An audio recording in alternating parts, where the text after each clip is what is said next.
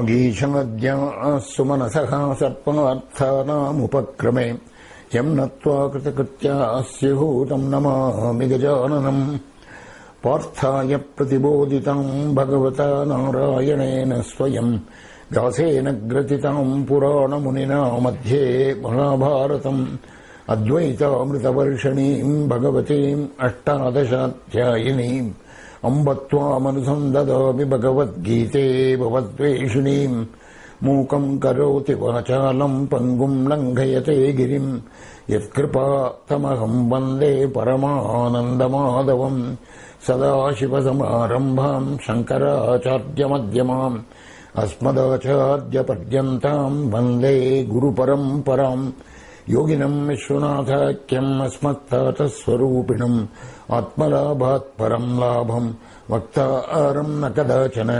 गीतार्थग्रन्थकर्तारं श्रीगुरुं प्रणमाम्यहम् योऽन्तः प्रविश्य मे वाचं धृतिं बुद्धिं प्रचोदयात् ॐ नमः सभाभ्यः सभापतिभ्यश्च वो नमः।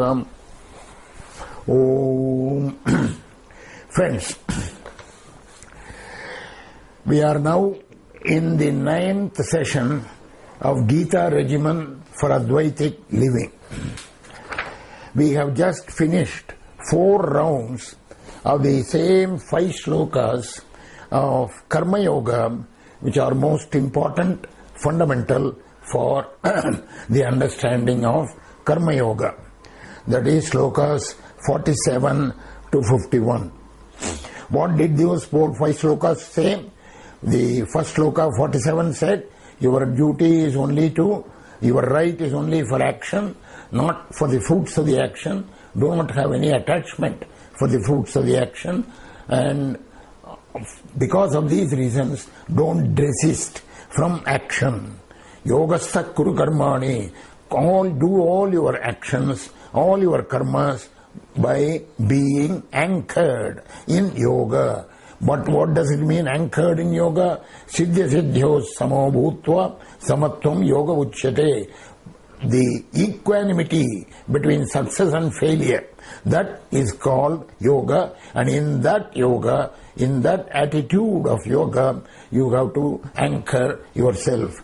Durena hyavarang karma, the ordinary action, if it is not in terms of this samabuddhi yoga. Samabuddhi yoga means samatva buddhi yoga.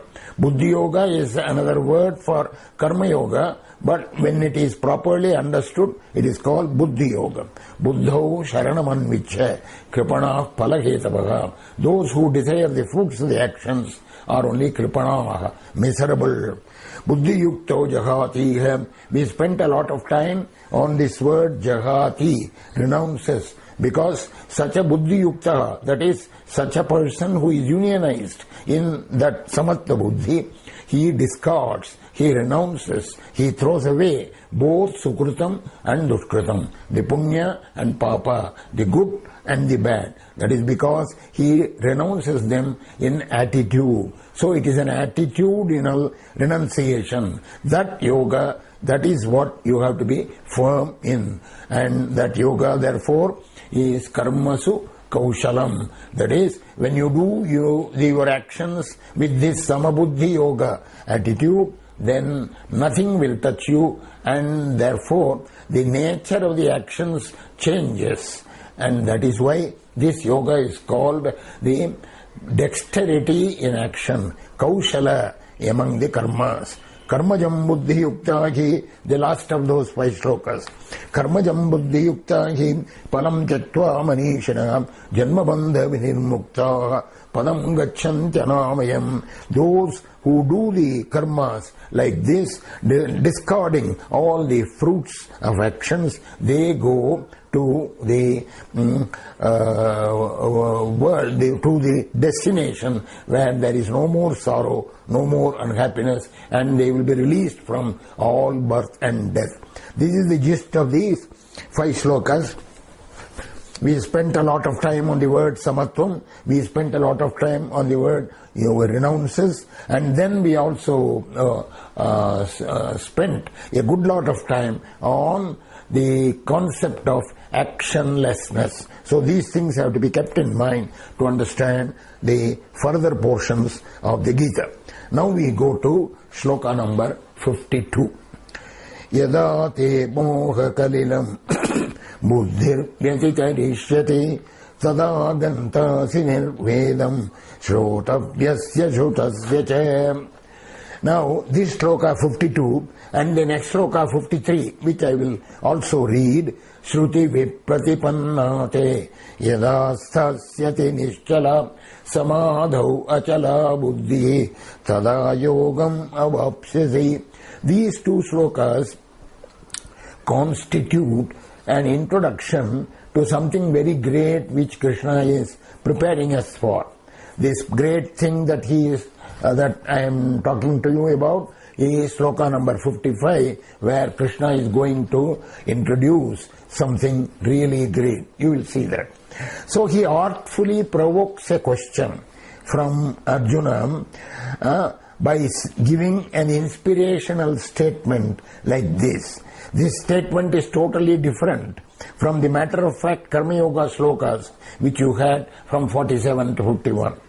You see, the matter-of-fact Karma Yoga shlokas told you what to do, how to do the Karma Yoga and what is Karma Yoga. But now he is going to tell you about the ideal person who has gone through this stage of Karma Yoga to the final destination, to that ideal. So far, anyway, you know, all the entire Gita is a plan of action, and the plan of action is through Karma Yoga. And Krishna is now going to tell you, suddenly take you to that destination where whoever does this Karma Yoga and follows this path, where does he finally end up with? That is what he is going to tell you about, and therefore he provokes a question by this inspirational statement. Yada te moha kalilam buddhihi vyatitarishyati. When your buddhi, te buddhihi, your intellect, vyatitarishyati, transcends, overcomes what? Moha kalilam, the dirt, the mist of ignorance. That is the mist of delusion, moha kalilam, or the turbidity of delusion, world of delusion. When your buddhi, your intellect overcomes this, how will it overcome it? By doing this Samabuddhi Yoga, that is the Karma Yoga, which has been detailed in the past 5 shlokas. You see, Krishna, though he appears to change the topic, he actually keeps on in a continuous flow of thought. So, once your mind or intellect transcends or overcomes this world of delusion, then you will become indifferent to tada ganta asi nirvedam. Nirvedam means you will become indifferent to. You will not need it. They will not be profitable. What will not be profitable? Shrotavyasya shrotavyasya cha. Shrotavyasya, whatever that has to be heard. Shrutasya cha, whatever that has been already heard. You see, you have learnt a lot of things both by experience and reading and by listening. And then you are going to learn a lot hereafter also. Both of them will become unprofitable once your moha kalila, your delusion, your dirt of delusion, mist of delusion is overcome by your intellect. Yada te moha kalilam buddhir vyatitarishyati tada gantasi nirvedam shrotavyasya shrutasya cha. Shruti vipratipannate. Shruti vipratipannate. Your intellect is, which is now bewildered. You see? Which is now bewildered and distracted. Why? Because of the manifold directions of the Vedic texts. You see, the Vedic texts tell you all sorts of things about you. If you do this, you will get this. If you do this, you will get this. You will go to heaven and you can enjoy this. So there are multifold fruits that are spoken of by various actions that you do according to the Vedas. Shrutivit pratipannate yada stasyate nischala. When your mind stands firm, sasyati nischala. Nischala means without any perturbation. Sasyati nischala. Shruti vipratipannate. It is bewildered and distracted by the multifold attractions of the Vedas, but when it stands unmoving and stable in the concentration of the self, samadhau nischala sasyati. When it stays undisturbed, unmoving, when it stays like this, achala buddhi tada yogam avapsisi, then you will obtain this supreme yoga.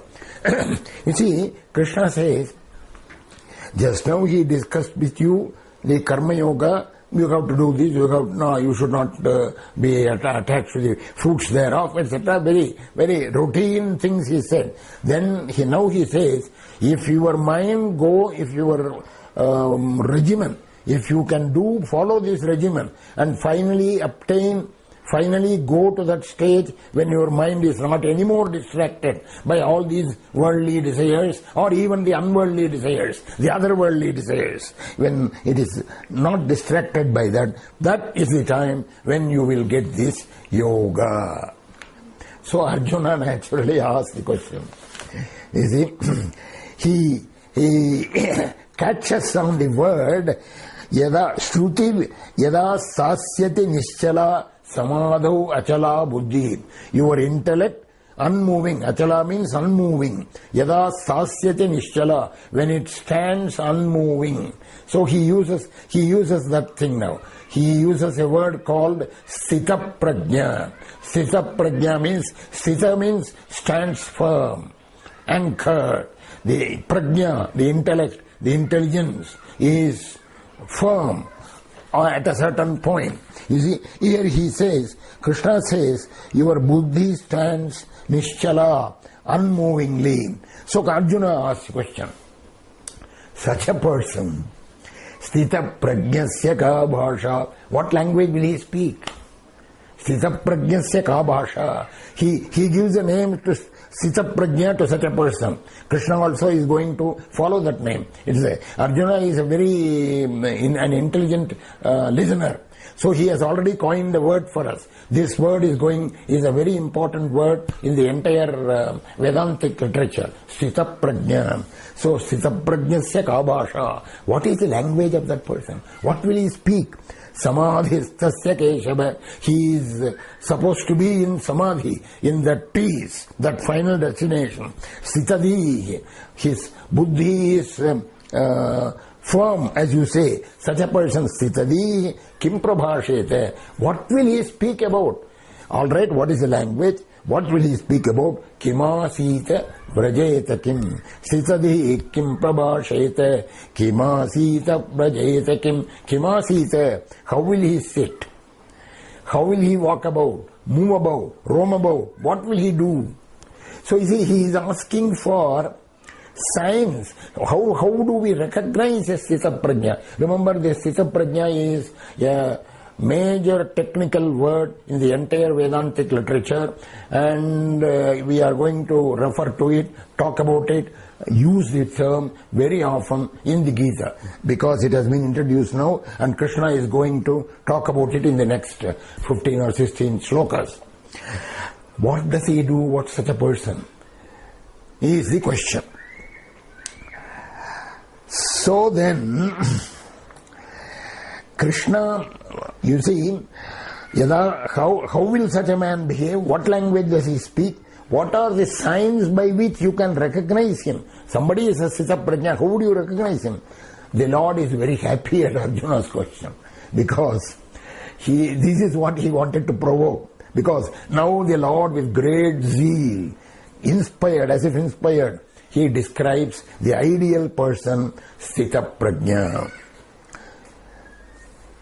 The next 18 shlokas, 55 to 72, 18 shlokas, the end of the last 18 shlokas of the second chapter, describe this Sthita Prajna, and Krishna certainly answers this question, but in his own leisurely way. But he also comes back to the same kind of description. Remember, Sthita Prajna means one who is totally confirmed, in the wisdom is confirmed, and he has reached his destination. Such a person is also called called Brahmajnani, one who has understood, realized Brahman, the supreme reality of Brahman. So he is going to describe such a person once here, once in the 12th chapter, once again in the 14th chapter. In the 12th chapter he is describing what kind of bhakta is dearest to him. You will find that the descriptions are just parallel to the descriptions that are here for the Sthita Prajna. So whether it is Sthita Prajna or whether it is the most favorite bhakta of Krishna, or whether he is a Gunatita in the 14th chapter. Gunatita in the 14th chapter. Gunatita means one who has transcended the three gunas, Sattvam, Rajas, Tamas. The three gunas are transcended. So it is the Brahmajnani that is being talked about without using the word Brahmajnani. He uses three different words in the three different places, but describes the same kind of person. Right? So one description here. In 12th chapter he projects a description of an ideal devotee, and in the 14th chapter he describes the person who has transcended the three gunas. So here again these 18 and those shlokas together make up about 32 shlokas. These 32 shlokas are special gems of the whole of the Gita. They must be revered and absorbed as such. So we go to the first shloka in the description in the second chapter, number 55. This is a 5-star shloka in our scheme of things. So let me read it first. Prajahati yada kavane sarvan parthabano gatan atmanyevatmana tushtaha sthita prajnastadochyate. The straightforward Sanskrit meaning is simple. Prajahati yada kaman sarvan. Yada sarvan kaman prajahati. So he is describing a person. That person is the Sthita Prajna I have referred to. Arjuna has talked about. He is also called, we can also recognize him as a Brahmajnani. Later, he is also called a Gunatita. So then, Yada Sarvan Kaman Prajahati, when he renounces. Remember, Prajahati, Jahati word, I spent a whole lecture on the word Jahati, renunciation, an attitudinal renunciation of everything. So that is of all good and bad, of all opposites, of all dualities, and therefore Sukha Dukkhe Same Bhutva Labha Labho Jaya Jayo, like that. So Ube Sukruta Dushkrute, Punya Papa, happiness, unhappiness, good deeds, bad deeds, everything, all opposites are discarded. Prajahati means Prakrishtena Jahati, renounces, withdraws well, very well, no, not just for the sake of it. Prajahati, Prakrishtena Jahati, completely renounces. Yada Sarvan Kaman Prakrishtena Jahati. Wow, where are these Kaman desires? Desires are all in the mind. Manogatan Sarvan Kaman. Manogatan. You see, all the things that have entered and occupied the mind. The desires have occupied the mind. The mind is full of these desires. So, Sarvan Kaman Manogatan Yada Prajahati. When a person discards all the desires that arise, occupy and fill the mind. And also, secondly, Atmanyevatmana Tushtaha. Yeah, even the shloka itself is to be highlighted, and in this shloka, this Atmanyeva Atmana Tushtaha should be further highlighted. Atmani Eva Atmana Tushtaha. What is Atmani Eva Atmana Tushtaha? It's a pregnant phrase. That is, one who has realized Brahman is convinced that his self is Brahman. So Atmani means Brahmani. In Brahman, Eva Atmana Tushtaha, by himself, for himself, he is totally content. He is satisfied with his own self. Because there is nothing other than the self. There is nothing other than the self. Therefore, he has no desires to be fulfilled. You see, this is a tremendous conviction. It is not usually obtained. It has to be obtained after great sadhana for probably several lives. Conviction born out of Atman Atma Vivekaja Prajna, says Shankara.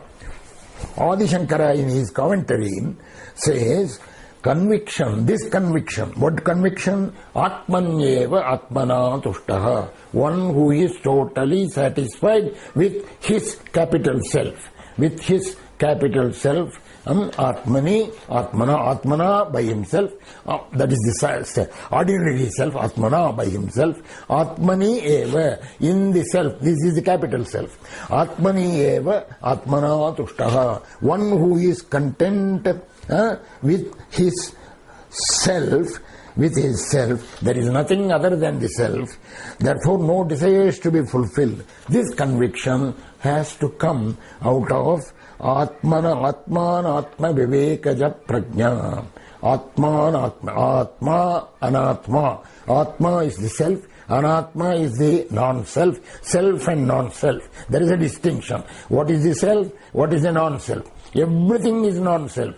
The self is the only thing, supreme reality. The body, the mind, the intellect, the world, the material things. I mean, your aspirations, your thoughts, everything is non-self. Non-self. So the Atma and Anatma, self and non-self, that distinction, from that discrimination, Viveka, discrimination, from that discrimination arises an intelligence, Prajna. So Atma Vivekaja Prajna, says Shankar.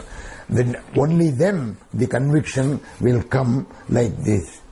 By the way, Adi Shankara himself is an example of this kind of person. This kind of Sthita Prajna is also a Brahmajnani. This shloka here, Prajahati Yada Kaman Sarvan Parthamanogatan Atmanyeva Atmana Tushtaha Sthita Prajnastadochyate. This shloka is the seed shloka for the definition of a Brahmajnani. Right? Who is a Brahmajnani? Where do we get such examples? Have you seen one? Can you show me one person? What is a Brahmajnani? Again you see, we are going back to Arjuna's question. Arjuna's question is, how will a Brahmajnani, how will a Sthita Prajna behave? What will he speak? Show me the outward signs. Krishna is going to say at a certain point, there are no outward signs. It is all a question of attitude. He is going to say that. What are these examples? I just now told you, Shankara himself is an example. In mythological history, in the Puranas, there are some examples. I will not say many, because many examples have not come to us by these records. A few examples are there. One classic example is Shukabrahman himself. Who is Shukabrahman? Shukabrahman, he is called Brahman because he was a Brahmajnani. He was a born Brahmajnani. Shuka is the son of Vyasa. Shuka is the one who told the entire Bhagavatam for the king Parikshit in those 7 days. So Shukabrahman is a classical example. Just one shloka from the Bhagavatam will tell you about Shuka. Yam prabrajantam anupetam apeta krityam vaipayano virahaka tara ajugavam putreti tanmayataya tarabobhinetu tam sarvabhuta hridayam munimanatosmi. Before Bhagavatam begins, whoever is narrating the story of the Bhagavatam first prays to Shuka in this sloka. Tam sarvabhuta hridayam munim anatosmi. I pray to that Muni, Shuka. He is sarvabhuta hridayam. He has his heart, he is in the heart of every living being. Every being. Sarvabhuta hridayam munim. He is there because for him, sarvam khalvidam brahma, all is Brahman, everything that you see is Brahman. He has that conviction, he sees them. We see the multi-world, we see buildings, we see lakes, we see mountains, we see 100 things. But he doesn't see 100 things, he sees only Brahman everywhere. Sir, how is this possible? Don't ask me. You have to go and ask the Brahmajnani. You see, that is the thing. That is why Brahmajnani and understanding a Brahmajnani is very difficult. So here, yam prabrajantam anupetam apeta krityam. You see, Shuka is Vyasa's son. This Shuka is going away even as a boy, as a sannyasi. He is going away from the entire world. I mean, he doesn't care for anything. He sees everything as Brahman. He does not distinguish between male and female. He does not distinguish between gold and clod of earth. Nothing like that. So, he pravrajantam. He has discarded, renounced everything. Mentally, certainly. Anupetam, apeta krityam. Anupetam. Nobody is following him. He has not been... he has not gone through any ritual or anything. Apayeta krityam. He goes as if he has done with everything in the world. There is nothing to be, he has nothing to do in the world hereafter. Dvaipayano virahaka tara ajuga. Dvaipayanaha means Vyasa. Vyasa viraha katara ajuga. Shuka is his son. This boy's son, boy sage, he is going away, so he calls him. Hey Shuka, like that. Putre eti putra, putre eti tanmayataya tarabobhinetu. He calls him, hey Shuka, my son. He calls him aloud. But you know what happens? Because Shuka Brahman, Shuka himself is already in the heart of not only every living being but everything in the world. He sees everything as Brahman. The trees, Saravaha Abhinedhu, they are replying. They are replying. See, so for the Putra, when Vyasa calls Shuka, the reply comes from all the trees and material objects, Tanmayate, because he is in everything. He sees everything in his heart, and he sees in his heart everything. So that kind of Yomam Pashyati Sarvatra Sarvam Chamayi Pashyati. We are going to see that shloka in 6th chapter. He is like that. So that is Shukam Brahma. You see? So he is a classic example of a Brahmajnani. But of course, there are modern examples. You may ask me for a modern example. All of us know about Ramana Maharshi. But you see, when you discuss the modern example, there will be people starting controversies about whether Ramana Maharshi is the one, or Ramakrishna Paramahamsa is the one, or Vivekananda is the one, or Aurobindo is the one. So we shall not get into these. Get into these controversies. There is no controversy at all. All these people must be classed in a different class, in a supreme high class. You see, whether actually one is a Brahmajnani or not, this is a question which will lend to debate. We will not enter into the debate, but certainly they are of that class, the Brahmajnani class. But I will give you a more ancient example of a Brahmajnani. This ancient example, the name is Jadabharata. Jadabharata. The story of Jadabharata I am going to talk about in a different session, not in this session. The hardcore essentials of Jadabharata story is important because it will tell us that Advaita, you see, Kanchi Shankaracharya has said that these 18 shlokas which describe the Brahmajnani, don't mistake them for a description of an ideal person only.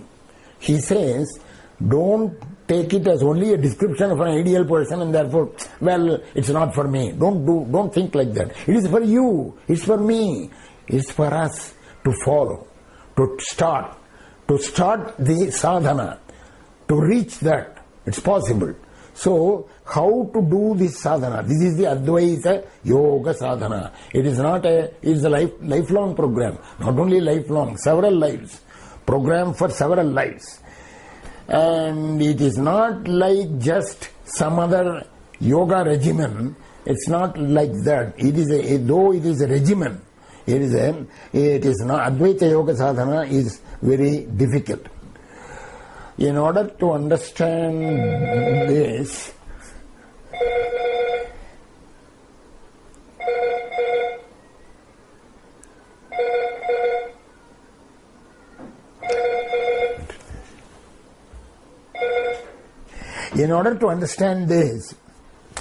we have to go back to the Advaita teaching. What is it that the Upanishads teach? The entire teaching of Upanishads boils down to 3 facts. What are the 3 facts? Because we have to understand this fundamental if we want to understand the concept of a Brahmajnani. The entire teaching of Upanishads boils down to 3 facts. What are the 3 things? First, number 1, there is only one absolute reality. Only one. This absolute reality is imperishable. It is incomprehensible. It will not be even approached by your mind. It is imperishable and incomprehensible. It is neither a substance nor does it have attributes. You see, nor does it have attributes. This is number 1. Only one absolute reality, imperishable, incomprehensible, neither a substance nor a possessor of attributes. Number 2, this is what appears as the multifold world. The differences are nothing but consequences of the various limiting adjuncts. You see, limiting adjunct. Because we are, our adjunct, there is a body, this world, we are seeing it only through our eyes. Therefore, all these things are multifold. Appears as the multifold world with differences traceable only to the limiting adjuncts. That is number 2. So, number 1, there is a supreme reality. Number 2, that is what appears as the multifold world. Number 3, the bottommost truth in each one of us is the I. Is the I which I will not say resides in us.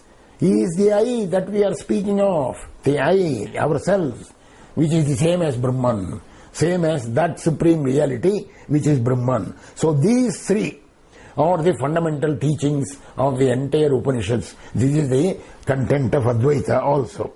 But how to realize this? How to realize that this is so? In order to realize this, one has to renounce all attachments and desires. All attachments and desires. And you see, therefore, Adi Shankara says there are 4 prerequisites. You have to have a discrimination between the ephemeral and the permanent, nitya-anitya vastu viveka, and then igamutrartha palaboga viraga, whether in this world or in the other world, you should not be desirous of any fruits, igamutrartha palaboga viraga. Then there are 6 qualities starting from shama and dama, that is control of the mind and control of the senses. Like that there are 6 of them, shamadamadi shatka, and then mumukshutvam, a tremendous urge to reach that destination, to go to that moksha. These 4 prerequisites. And with these 4 prerequisites, one has to start doing this yoga sadhana. You see, the fundamental, the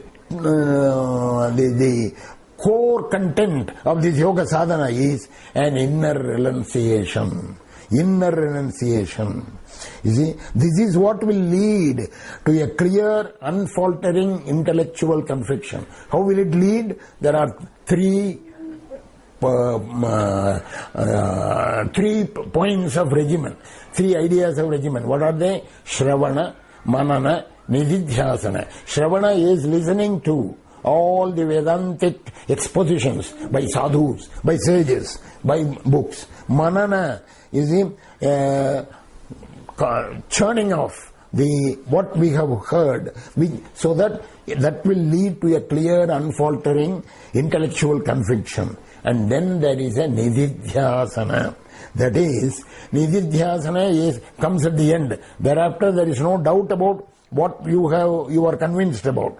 But now you have to continuously dwell on that self. Continuous dwelling on the self. That is Nididhyasana. By these three processes, one reaches that inner renunciation, and from that at that point you will be able to, you are ready for a final physical renunciation. This is the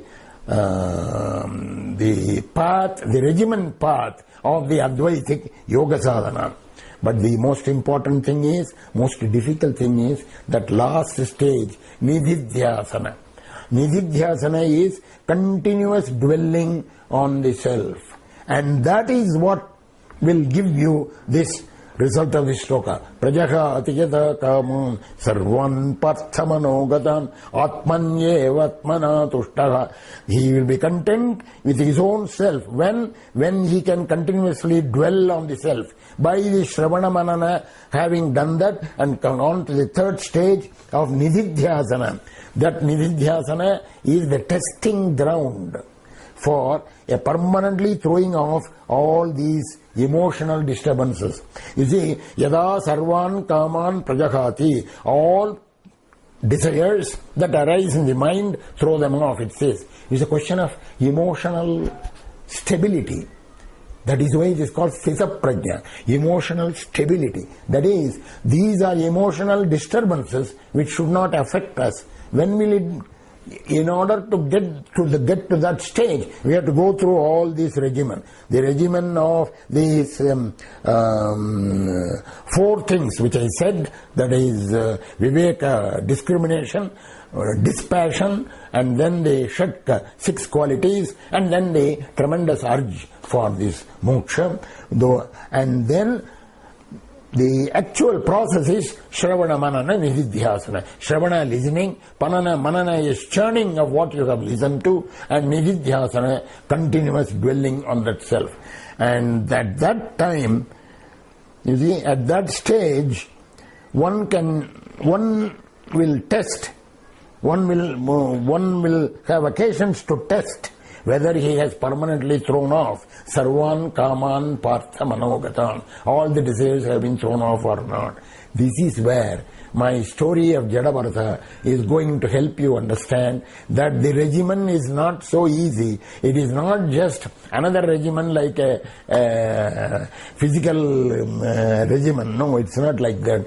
It is something more fundamental, is it? That permanently throwing. Jadabharata, we are going to see, he was such a great person, but at the last moment, I mean, you will understand it when I tell you the full story. It was difficult for him to throw off certain emotional disturbance, which was actually very legitimate.